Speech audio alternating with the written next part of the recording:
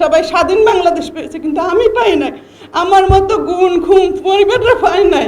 যে আমরা, কারণ আমাদের প্রিয় মানুষটার সাথে কি হয়েছে, কোথায় আছে, কেমন আছে, আজও জানতে পারি নাই। অন্তর্বর্তী সরকার যখন ক্ষমতায় আসছে, আমরা তার থেকে আশা করেছিলাম অন্তবাকে তিনি আমাদের জন্য আর কি একটা সুখবর আনবে বা আমরা জানতে পারবো।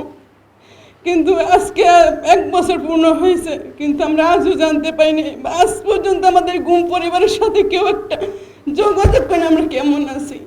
আমরা যখন জানতে পারি যে আয়নাগরের যে আমাদের প্রিয় মানুষটিগুলোর সাথে কি হয়েছে, জানি না আমার স্বামীর সাথে কি হয়েছে, জানি না একজন বোনের স্বামীর সাথে কি হয়েছে, একজন মায়ের সন্তানের সাথে কি হয়েছে, কিন্তু ওই কাহিনীগুলো যখন আমরা দেখি, আমরা আমরা খাবার খাইতে গেলে, আমরা ঘুমাইতে গেলে আমরা পারি না। আমার সন্তান যখন বলে, মা তুমি আমার মারো, আমার একটা থাপ্পড় দাবি না, আমার বাবার সাথে কি এগুলো হয়েছে, আমার বাবা কি